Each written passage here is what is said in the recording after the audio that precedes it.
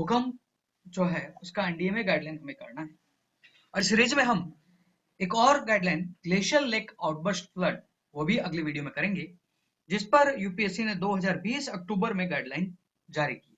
तो यह 2020 में जो मेंस है जो जनवरी में, वहां भी प्रश्न हो सकता है। या आपदा प्रबंधन के क्षेत्र में हमें यह देखना है कि यूपीएससी पेपर 3 में आपदा प्रबंधन के क्षेत्र में कैसे प्रश्न पूछता है। यहाँ क्वेश्चन का नेचर जो है जीएस पेपर 1 से बिल्कुल डिफरेंट है, जहां जीएस पेपर 1 में वह ज्योग्राफी पर कन्फाइंड है।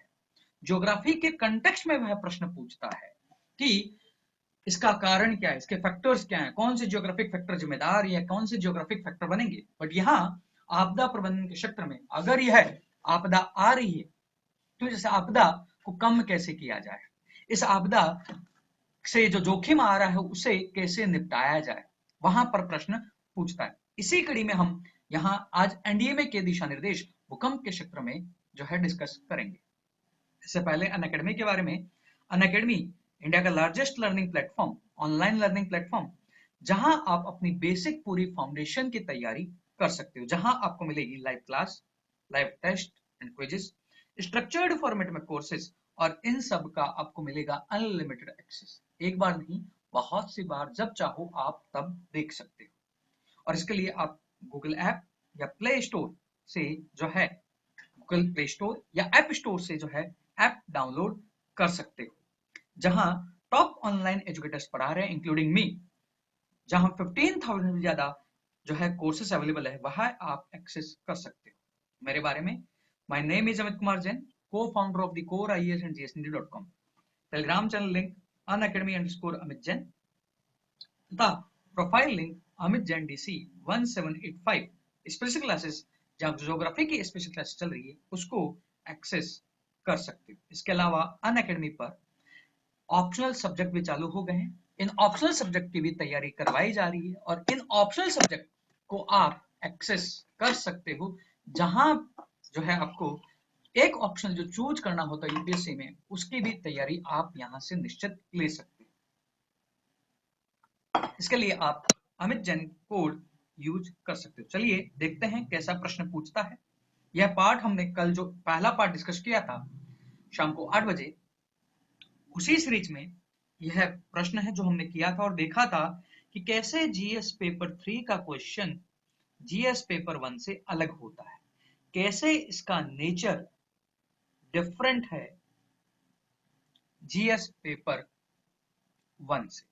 फिर हमने जो है आपदा के क्षेत्र में भारत का कितना एरिया प्रभावित है, करीब 59%, करीब एग्जैक्टली 58.6%।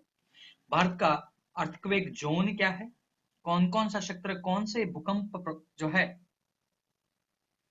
क्षेत्र में आता है, तथा इस संदर्भ में भारत में क्रिटिकल एरिया ऑफ कंसर्न क्या है भूकंप प्रबंधन में, अर्थक्वेक मैनेजमेंट में, वह हमने देखा था।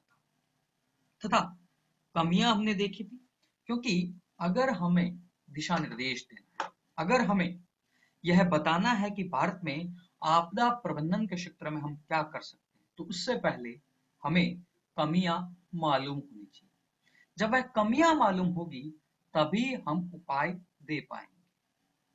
तो यहाँ पर भारत के संदर्भ में अगर हम देखें क्या कमियां है, पहला, जागरूकता नहीं है। जागरूकता किसको? जो घर बना रहा है, जो इंडिविजुअल सिटीजन है, प्लस जो प्रशासन जो बना रहे हैं, सिविल इंजीनियर जो कारीगर है, उनको वह नहीं है। उनको क्यों नहीं? सिविल इंजीनियर जो हम ट्रेन कर रहे हैं, क्या उनको सेस्मिक इंजीनियरिंग जो है, जो स्ट्रक्चरल मिटिगेशन फीचर्स जो आप अपना सकते हो, जो संरचनात्मक जो है संरचनाएं बना सकते हो, जो ऑलरेडी संरचनाएं हैं उसे जो है भूकंप रोधी बनाने के लिए क्या हमारे इंजीनियरिंग सिलेबस में है, वह पार्ट, प्लस जो हमारे ऑलरेडी कारीगर हैं, क्या हमने उनको ट्रेनिंग प्रशिक्षण उपलब्ध करवाया है, किसका? भूकंप रोधी बिल्डिंग का, क्या उसके लिए हमने सर्टिफिकेट इश्यू किए हैं, या अनस्किल्ड वर्कर्स ही इस फील्ड में काम कर रहे हैं। प्लस जो हमारे कंस्ट्रक्शन बन रहे हैं, बड़े बड़े एयरपोर्ट, आपके पुल, ब्रिजेस, क्या उसमें हमने अर्थक्वेक रेजिस्टेंट फीचर्स को अपनाया है? क्या हमने वो रिट्रोफिटिंग की है? जो ओल्ड स्ट्रक्चर है क्या हमने उसका सेस्मिक ऑडिट करवाया है? यह सब कुछ जो है हमारी कमियां है। प्लस जो अर्बन एरिया में हमने कहा भी दिया है कि सेस्मिक फीचर्स, सेस्मिक जो है प्रतिरोधी आपको फीचर्स लगवाने हैं, डलवाने हैं, तो क्या हमने उनकी मॉनिटरिंग कर रहे हैं?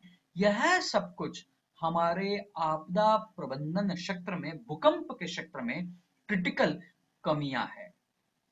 क्योंकि अगर हमें यह प्रॉब्लम मालूम होगी तभी हम एनडीएमए के दिशा निर्देश कर पाएंगे। जो सीरीज हमने स्टार्ट की थी जिसमें हमने डिस्कस किया था कि अगर हमें एक खाका मालूम हो दिशा निर्देश का, किसी 2 या 3 रिपोर्ट का, तो हम लिख ले जाएंगे। तो उसी संदर्भ में हम यह कर रहे हैं और इसमें करीब 230 240 पेज की रिपोर्ट है, वह सारी हमें नहीं पढ़नी होती, अपितु इसी का अगर हम इंडेक्स देख लें तो इस इंडेक्स से हमें यह आइडिया लग जाना चाहिए तो कि हम क्या एग्जाम में लिख सकते हैं। वह आइडिया हमें क्रैब करना है इस क्लास से, वह आइडिया हमें कैच करना है इस क्लास।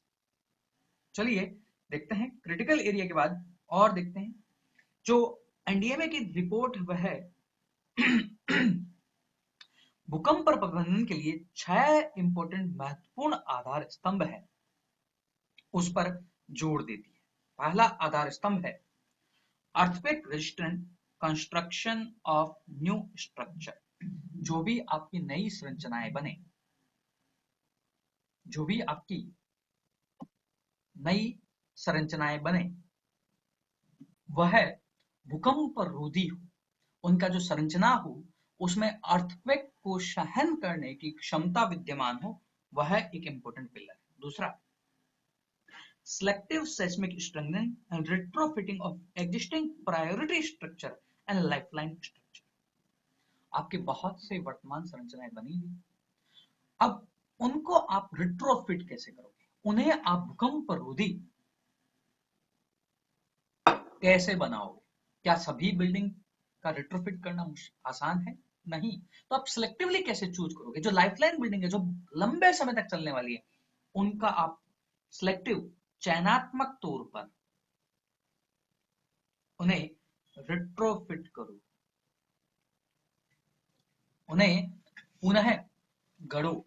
यह सेकंड पिलर है। थर्ड पिलर है इस संदर्भ में, भूकंप रोधी संदर्भ में जो हमने नियमन, जो प्रवर्तन लागू किए हैं, उनका पर्याप्त एनफोर्समेंट हो रहा है कि नहीं हो रहा है। जैसे आपने टाउन और अर्बन एरियाज में लॉज के तहत यह डिक्लेयर कर दिया है कि भूकंप रोधी बिल्डिंग बननी चाहिए, अर्थक्वेक रेजिस्टेंट स्ट्रक्चर होना चाहिए। बट हम देखते हैं शहरों में कई बार हमने देखने को मिला है, और जिस पर यूपीएससी ने पेपर 4 में स्टडी भी पूछी है कि पूरी की पूरी बिल्डिंग गिर गई, वह थोड़ा कंपन सहन नहीं कर पाई, तो भूकंप का कंपन क्या सहन करेगी? इसमें कमी है आपके एनफोर्समेंट की, आपके एडमिनिस्ट्रेशन की, जो वहां पर पर्याप्त जो है एडिक्वेट अटेंशन नहीं दे रहा है, और उस प्रवर्तन की वजह से आपकी मॉनिटरिंग क्या है, उसमें कमी है। नेक्स्ट यह रिपोर्ट बात करती है अवेयरनेस एंड प्रिपेयर्डनेस की, जागरूकता और तैयारी के संदर्भ में लोगों को कैसे जागरूक करो, भूकंप आने वाला है या भूकंप आ रहा है, या भूकंप के प्रति जो है लोगों को अवेयर कैसे, और लोग उस हिसाब से प्रिपेयर कैसे हो, एडमिनिस्ट्रेशन प्रिपेयर कैसे हो, सिविल इंजीनियर प्रिपेयर कैसे हो, आपके कारीगर जो है प्रिपेयर कैसे हो, उस संदर्भ में जागरूकता। फिर इस संदर्भ में नेक्स्ट जो है वह है कैपेसिटी बिल्डिंग, क्षमता विकास, सारे स्टेक होल्डर्स का इसके लिए एजुकेशन, ट्रेनिंग, R&D कैपेसिटी, यह सब कुछ आपको बढ़ाना है। क्योंकि आपको जो भी आपके इंजीनियरिंग में सिलेबस चल रहे हैं, जो आपके ग्रेजुएट निकल रहे हैं, उनको आप कैसे शिक्षा प्रदान करोगे, कैसे उन्हें इस सेस्मिक फील्ड के प्रति इक्विप करोगे, और जो ऑलरेडी हैं मार्केट में पहले से बाहर जो इंजीनियर हैं, उनको रिट्रेन कैसे करोगे, उनको रीस्किल कैसे करोगे, उस स्ट्रक्चर पर ध्यान देना। और फिर लास्ट में जो है, जो हर आपदा प्रबंधन में है कि आपका रेस्पॉन्स, प्रतिक्रिया क्या होगी, ये 6 इंपॉर्टेंट पिलर हैं अर्थक्वेक प्रबंधन के क्षेत्र में। अर्थक्वेक प्रबंधन के क्षेत्र में ही नहीं, अपितु जो आपकी अन्य आपदाएं हैं, चाहे भूस्खलन हो, चाहे क्लाउड बर्स्ट हो, चाहे बाढ़ हो, इस संदर्भ में ये 6 इंपॉर्टेंट पिलर हैं जिस पर हमें ध्यान देना है, जिस पर हमें ध्यान देना है। तो इस 6 इंपॉर्टेंट पिलर के बाद हम डिस्कस करेंगे जो एनडीएमए के दिशा निर्देश है वह क्या कहते हैं, वह क्या कहते हैं इस संदर्भ में, और एनडीएमए की गाइडलाइंस जो है वह क्या है, क्योंकि यूपीएससी हमें एनडीएमए के दिशा निर्देश पूछेगा। कमियां हमने देख ली, जो यूपीएससी का प्रश्न था, क्रिटिकल एरिया ऑफ कंसर्न। अब हमें एनडीएमए के केवल इंडेक्स से यह समझना है कि कैसे हम गाइडलाइन लिखें। अब आपदा प्रबंधन के क्षेत्र में अगर हम देखें तो हमें पहले तो चक्र पता है आपदा प्रबंधन में आपको क्या क्या करना होता है, नहीं पता है तो मैं आपको रिवाइज करवा देता हूं। आपदा प्रबंधन में आपका पहले है आपदा से पूर्व। अब इस आपदा से पूर्व आपका जो काम होता है वह काम होता है सुविध्यता आकलन और जोखिम आकलन। तो यह जो फेज है पूरी की पूरी आपका किससे संदर्भित है, तैयारी, जिसमें आपका कम्युनिकेशन तंत्र, सूचना तंत्र भी शामिल है। फिर है आपका आपदा के समय, और फिर है जब आपदा के बाद। आपदा के समय तो आपका रिस्पॉन्स है आपातकालीन राहत, आप कैसे लोगों की मदद करोगे, कैसे राहत सामग्री पहुंचाओगे। और आपदा के बाद जो आप ध्यान देते हो वह देते हो पुनर्वास, रिहेबिलिटेशन, वहां रिकवरी, इस पर आपका ध्यान होता है। तो इसी संदर्भ में ही एनडीएमए के दिशा निर्देश लिखे गए हैं।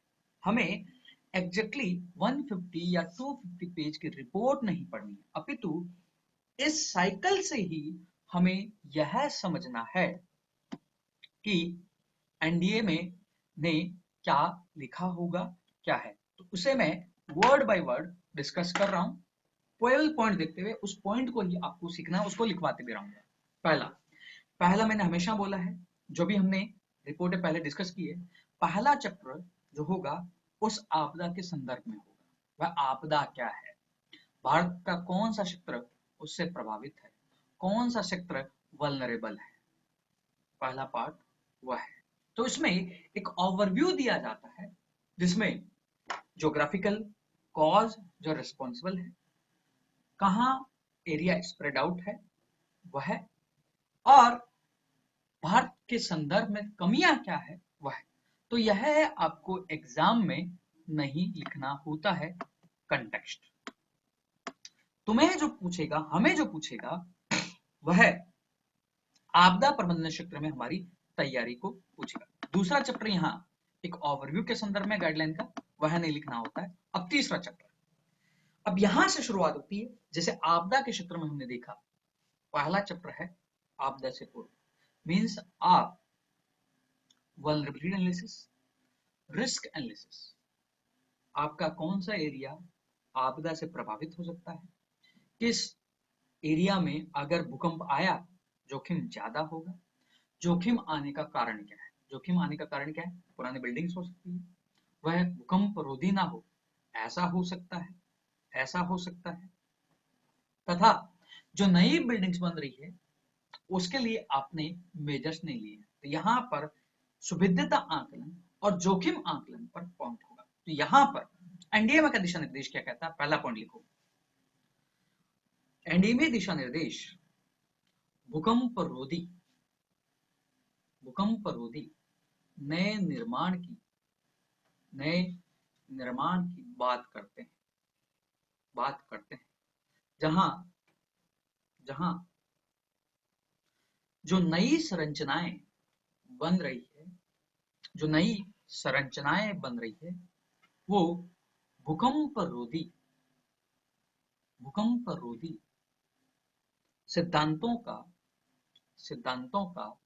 समावेशन करें समावेशन करें।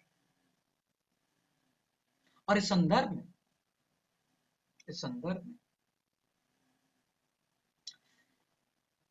भूकंप रोधी सिद्धांतों को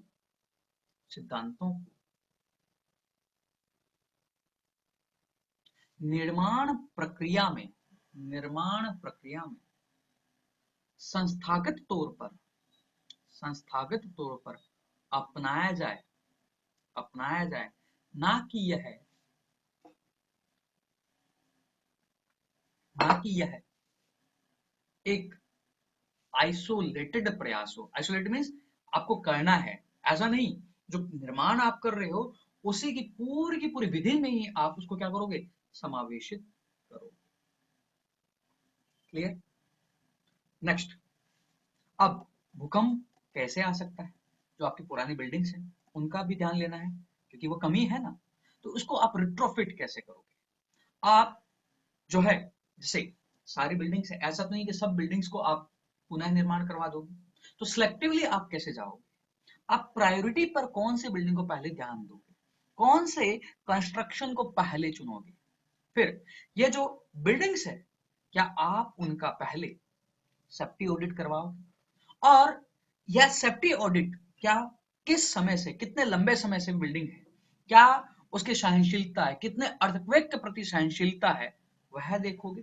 तो इस संदर्भ में सरकार सब कुछ नहीं कर सकती। जो पब्लिक बिल्डिंग है वो तो ठीक है, बट जो अन्य घर हैं, जो लोगों के इंडिविजुअल घर हैं, तो क्या आप उन्हें कैसे जागरूक करोगे? उन्हें कैसे बताओगे कि उनकी बिल्डिंग कितनी जो है अर्थक्वेक सेस्मिसिटी को सहन कर सकती है? तो उस संदर्भ में लोगों को कैसे जागरूक करोगे, लोगों को कैसे बताओगे कि वह घरों में रिट्रोफिटिंग करे, उन्हें जो है नया कंस्ट्रक्शन ना करके उसी संरचना को वो मॉडिफाई करके कैसे उसे भूकंप रोधी बना सकते हैं? तो सिस्टमेटिक उन हाउसेस की, उन घरों की जो है सुदृढ़ीकरण, स्ट्रेंथनिंग कैसे की जा सकती है? और इस संदर्भ में क्या सरकार किसी स्कीम के जरिए फाइनेंशियल सहायता दे सकती है पब्लिक बिल्डिंग्स के लिए या इंडिविजुअल्स हाउसेस के लिए? क्या वह ऐसा कंपोनेंट कोई ला सकती है? क्योंकि भूकंप जब आएगा तो वह आपकी संरचनाएं हैं जो वह ढह जाएगी। तो इसमें कैसे अवेयर करो? तो यही किसका पार्ट आपका वल्नरेबिलिटी एनालिसिस और रिस्क एनालिसिस। क्यों वल्नरेबिलिटी एनालिसिस में आप क्या करोगे? आप देखोगे कौन सा एरिया कितना प्रभावित क्षेत्र है, उस एरिया में कौन से बिल्डिंग्स है जो सबसे अधिक प्रभावित हो सकती है। तो इस आधार पे आपने क्या किया, इस वल्नरेबिलिटी आधार के एनालिसिस के आधार पर आपने बिल्डिंग्स को प्रायोरिटी के आधार पर बांटा।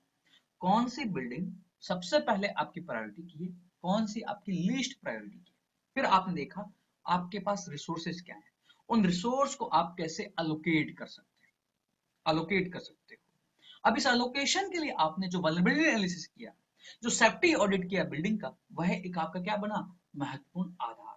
अब इसमें आपने सोचा जब ये जोखिम हमें कम करना तो क्या हम इस रिसोर्स के आधार पर नया कंस्ट्रक्शन ही कर सकते हैं या उन्हें जो बिल्डिंग ऑलरेडी है उनका सुदृढ़ीकरण कर सकते हैं? फिर इसमें आपने देखा कि पब्लिक बिल्डिंग है, प्राइवेट बिल्डिंग है, तो हम दोनों में क्या करें, प्राइवेट लोगों को जागरूक कैसे करें, वह अपने बिल्डिंग का रिट्रोफिट कैसे करें, वह आपका क्या है, वल्नरेबिलिटी एनालिसिस, रिस्क एनालिसिस। अब इसमें आपके जो इंडिविजुअल पॉइंट्स आएंगे वह भूकंप जो एक आपदा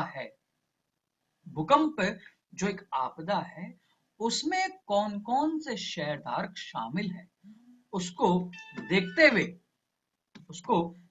हुए पॉइंट आएंगे। तो लिखो एनडीए में दिशा निर्देश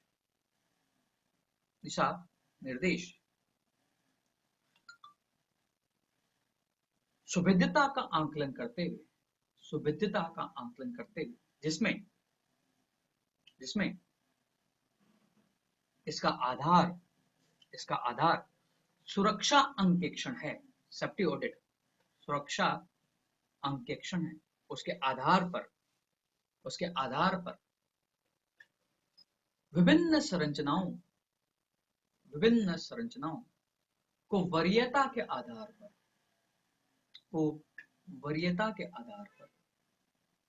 वर्गीकृत करने की बात करते हैं। वर्गीकृत करने की बात करते हैं तथा उनकी सुविधता के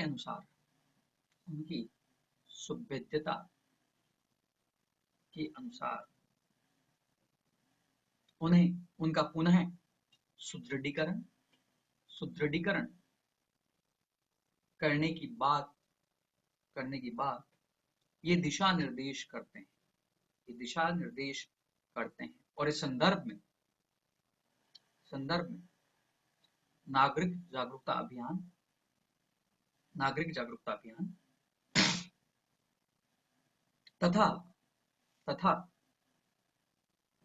तथा सुदृढ़ीकरण के लिए एक विशेष वित्तीय सहायता की भी बात करते हैं। यह हो गया, चौथा चैप्टर में यही लिखा हुआ है। अब यह तुम्हें सोचना है, ये सोचवा ही रहा हूं, उस थॉट को ही डेवलप कर रहा हूं, ताकि अगर तुम्हें कोई दिशा निर्देश न भी पढ़ रखा हो तो तुम अपने थॉट से कैसे लिख सको। ठीक है, नेक्स्ट। अब ऑडिट रिपोर्ट, यह जो है एनडीएमए की रिपोर्ट, ये जरूर कहेगी कि आप बायलॉज बनाओ, उपनियम बनाओ, नियम बनाओ, जिसके द्वारा आप भूकंप रोधी मानक जो है उसे एनफोर्स करो, और इसके लिए आप मॉनिटरिंग करो। तो इसमें जब हम जोखिम आकलन और जब हमने वल्नरेबिलिटी एनालिसिस अन्य रिपोर्ट में तो किया था, तो हमने क्या कहा था कि आप किसी भी आपदा से किसी क्षेत्र को बचाने के लिए टेक्निकल या लीगल, स्ट्रक्चरल, संरचनात्मक, नॉन स्ट्रक्चरल, अवसंरचनात्मक उपायों का सहारा ले सकते हैं। स्ट्रक्चरल मीन्स आप नई संरचनाओं का निर्माण करोगे, या आप बिल्डिंग्स का सुदृढ़ीकरण करोगे भूकंप के कंटेक्स्ट में, या आप नियम बनाओगे, नियमों को एनफोर्स करोगे, प्रशासन को कहोगे कि इन नियमों का अनुपालन करवाया जाए, और उस नियम के द्वारा आप भूकंप के प्रति अपनी सुविधता को बढ़ाओगे। इस संदर्भ में क्या हो सकता है? इस संदर्भ में प्रशासन यह कह सकता है कि जो भी नए बिल्डिंग्स बनेंगे या जो इतने साल पुराने बिल्डिंग्स हैं, उन्हें अपने भूकंप का सेफ्टी ऑडिट करवाना होगा, और सेफ्टी ऑडिट के आधार पर उन्हें रिट्रोफिट करवाना होगा, तथा नए कंस्ट्रक्शन जो बन रहे हैं वह भूकंप रोधी हो। और इस संदर्भ में जो पेशेवर लोग शामिल हैं, सिविल इंजीनियर या कंस्ट्रक्शन कंपनियां, उनके अंदर जो कारीगर, उन्हें आप सर्टिफिकेशन की कैसे व्यवस्था कर सकते हो कि इनके द्वारा जो अप्रूव्ड है वह भूकंप रोधी बिल्डिंग। तो यह क्या आपका नॉन टेक्निकल मेजर है, आपका नॉन स्ट्रक्चरल मेजर है। तो आप टेक्नो लीगल रिजीम के द्वारा, टेक्निकल तथा लीगल सहायता के द्वारा, टेक्निकल मींस आप नए कंस्ट्रक्शन में कैसे, जो नई संरचनाओं में कैसे भूकंप रोधी प्रिंसिपल का समावेशन करते हुए, लीगल कैसे आप कानून के द्वारा एनफोर्स करवाते हुए यह जो है भूकंप रोधी बिल्डिंग्स का निर्माण करवाओगे, भूकंप रोधी सुदृढ़ीकरण करोगे, वह कार्य वहां होगा। ये दोनों कार्यों से आपका क्या होगा? वल्नरेबिलिटी कम होगी, रिस्क कम होगी, क्योंकि वल्नरेबिलिटी एनालिसिस और रिस्क एनालिसिस में यह पार्ट है। आप स्ट्रक्चरल संरचनाओं का निर्माण या नॉन स्ट्रक्चरल लीगल के द्वारा कर सकते। जैसे नदी में बाढ़ आती तो आपने कहा नदी के जो पास में है लोगों के घरों का निर्माण नहीं होना चाहिए, वहां कुछ स्पेसिफिक विशेष एक्टिविटी के लिए ही वह कार्य, वह क्षेत्र रिजर्व होगा। तो इसमें आपने क्या किया? लीगल प्रक्रिया के द्वारा वह क्षेत्र विशेष किसी पर्टिकुलर कार्य के लिए रिजर्व कर दिया। तो यह आपका क्या है? Non structural measure. ऐसे ही आपने कहा नदी जो है उसके चारों ओर मेड का निर्माण किया जाए, लेवी का निर्माण किया जाए, ताकि नदी का पानी ओवरफ्लो ना हो। वह क्या है आपका? स्ट्रक्चरल मेजर, ताकि बाढ़ ना आए। तो इसी संदर्भ में आपको भूकंप पर सोचना है। भूकंप किस कारण आता है? तो इसमें स्ट्रक्चरल मेजर क्या हो जाएगा, भूकंप बिल्डिंग्स को भूकंप रोधी बनाने के लिए आप कैसे जो है बिल्डिंग्स को रिट्रोफिट करवा सकते हैं, लीगल कैसे आप भूकंप रोधी बिल्डिंग कोड जो उसका प्रवर्तन करवाओगे। समझ में आया? लिखो, एनडीए में दिशा निर्देश, एनडीए में दिशा निर्देश इमारतों इमारतों तथा विभिन्न निर्माणों के लिए, कंस्ट्रक्शन के लिए, निर्माणों के लिए सुरक्षा मानकों, सुरक्षा मानकों की बात करते हैं, की बात करते हैं। और इसके लिए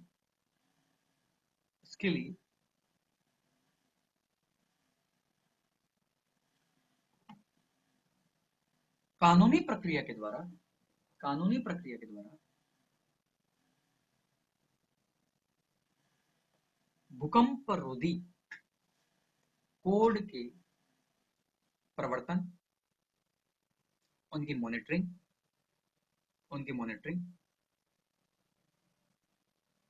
की बात करते हैं। और इसके लिए एक अनुरूप विभिन्न चरणों में ये मानक लागू करवाए जा सकते हैं, इसके साथ ही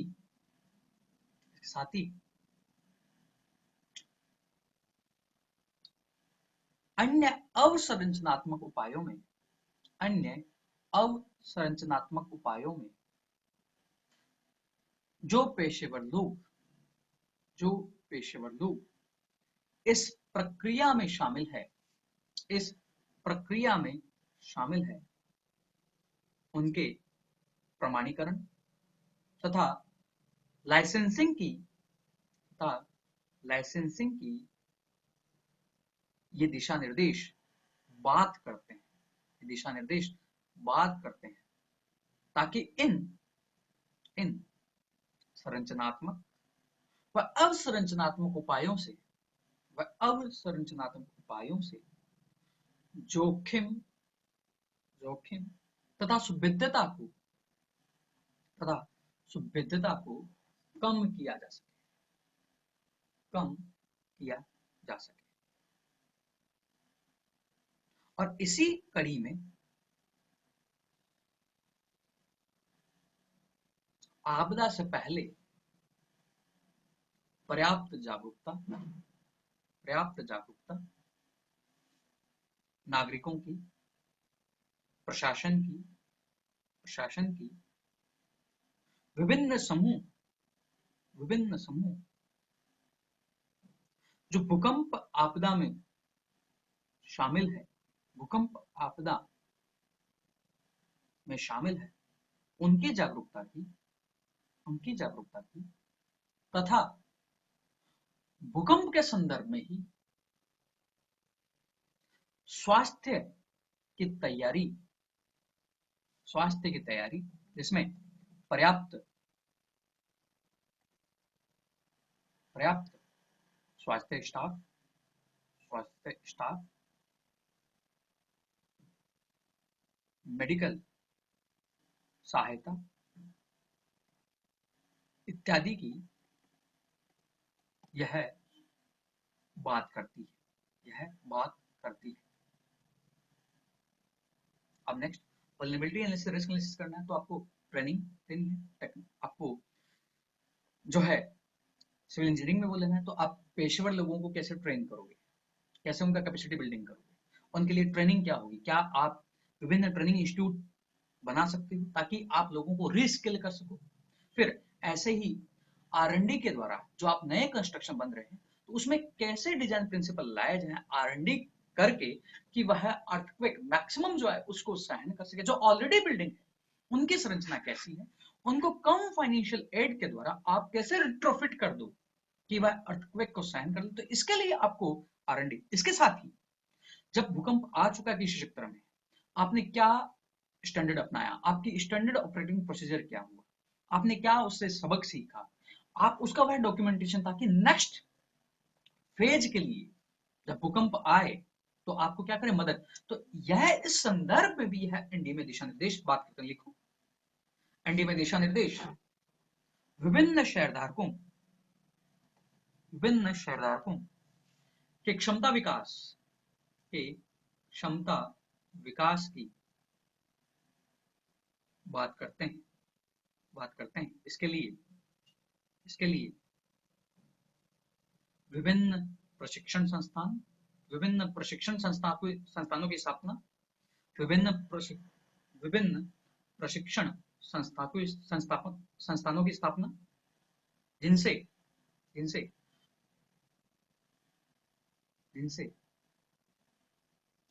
पेशेवर लोगों को रीस्किल किया जाए, उनका क्षमता विकास किया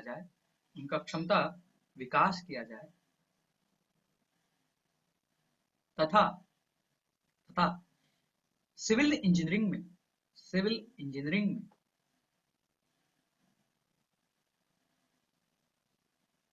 शोध व विकास पर केंद्रण, जो भूकंप रोधी सिद्धांतों पर शोध करता हो,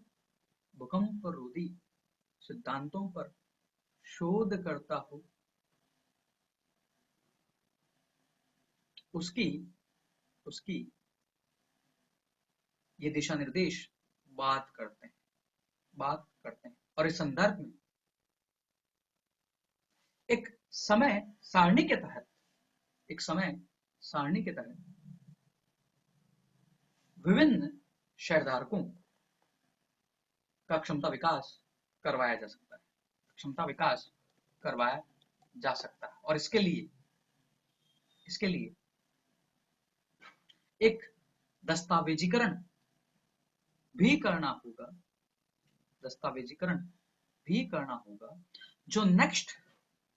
जो अगली आपदा के लिए एक सबक का भी कार्य करे, और उसी अनुरूप एक स्टैंडर्ड ऑपरेटिंग प्रोसीजर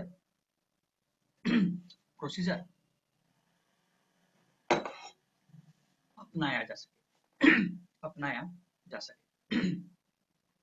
नेक्स्ट, अब आपदा आ चुकी तो क्या होगा, रिस्पॉन्स क्या होगा, अर्थक्वेक रिस्पॉन्स क्या होगा, आप किस प्रायोरिटी एरिया में पहले काम करेंगे, आप सर्च एंड रेस्क्यू के लिए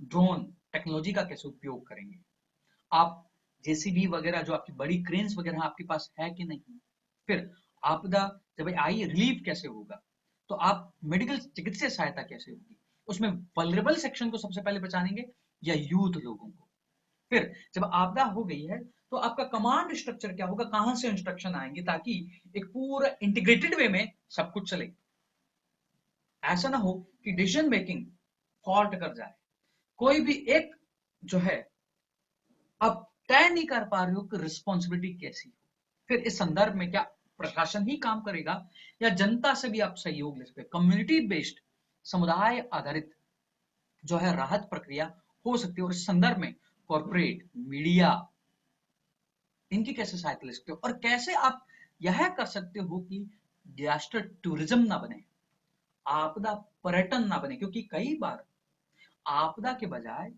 जब आपदा आ गई है, जो लोग देखने आते हैं उनकी जो भीड़ हो जाती है, वह कार्यों में ज्यादा अवरोध पैदा करती है। तो इस डिजास्टर टूरिज्म को कैसे रोकोगे, और कैसे उस जो समुदाय है उसका आप सहयोग लेके यह आपकी राहत प्रक्रिया में, इसके लिए हम क्या तंत्र अपनाएं, यह जो है बात करती है एनडीए में दिशा निर्देश। लिखो, आपदा के समय राहत प्रक्रिया लोगों को बचाने तथा खोजने के लिए कैसे ड्रोन अन्य तकनीकों का उपयोग किया जा सकता है और संदर्भ में कैसे हम समुदाय का सहयोग लेते हुए जो आपदा के समय सबसे पहले प्रतिक्रिया करते हैं उनके द्वारा हानि को न्यून कर सकते हैं उस पर हमें ध्यान देना होगा तथा आपातकालीन राहत के लिए वरीयता के आधार पर सुविधा वर्गों की पहचान करते हुए उनके स्वास्थ्य, उनकी स्वच्छता, उनकी शिक्षा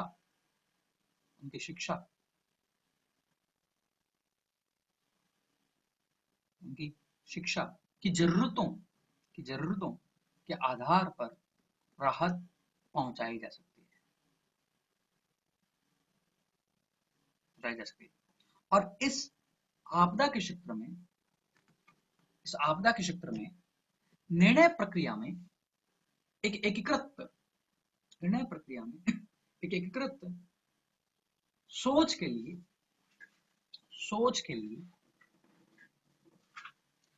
इंटीग्रेटेड इंसिडेंट कमांड सिस्टम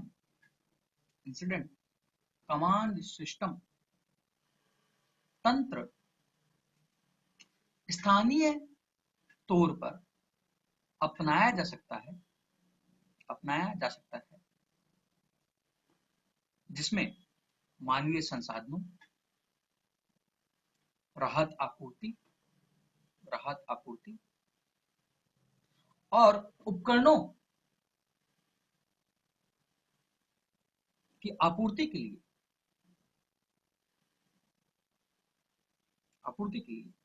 वह एक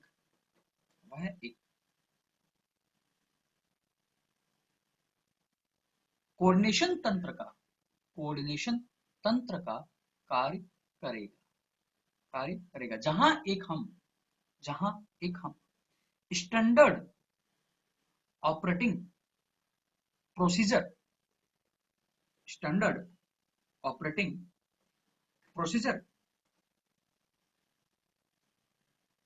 प्रक्रिया के आधार पर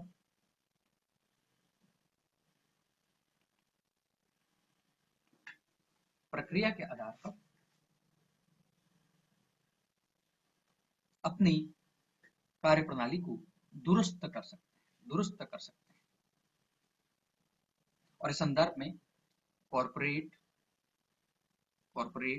मीडिया इत्यादि की भी सहायता भूकंप राहत प्रक्रिया में ली जा सकती है।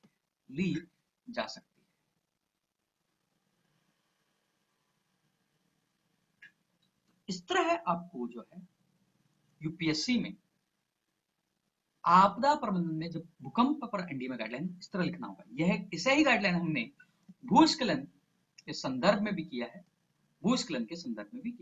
इस तरह इसके बाद हम ह्यूगो, सेंडाई फ्रेमवर्क तथा ग्लेशियल लाइक आउटबर्स्ट फ्लड पर अक्टूबर में रिपोर्ट आई है तो उसको भी हम देखेंगे। तो थैंक यू। तो इस वीडियो के माध्यम से हमने भूकंप और आपदा प्रबंधन देखा। ये वीडियो कंटिन्यू है इन सीरीज में, यह एक आइसोलेटेड वीडियो नहीं है। इस वीडियो की पूरी समझ के लिए आपको पुराने ओल्ड वीडियोस भी जो है देखने होंगे। तो इसमें हम आगे और डिजास्टर मैनेजमेंट देखेंगे। इस वीडियो को लाइक कीजिए, शेयर कीजिए और इस चैनल को आप सब्सक्राइब कर सकते हैं। एंड अनअकैडमी का आप स्ट्रक्चर्ड वे में तैयार करने के लिए प्लस और आइकॉनिक प्लेटफॉर्म ले सकते हैं, जहां आइकॉनिक प्लेटफॉर्म ज्यादा बेटर है, जहां आपको 1-to-1 गाइडेंस, 1-to-1 मेंटोरशिप मिलेगी। इसके लिए 1 ईयर की fees 64,000, apply referral code Amit Jain, fees आपकी 57,600, 2 year fees 99,000, apply referral code Amit Jain, fees 89,100। Thank you.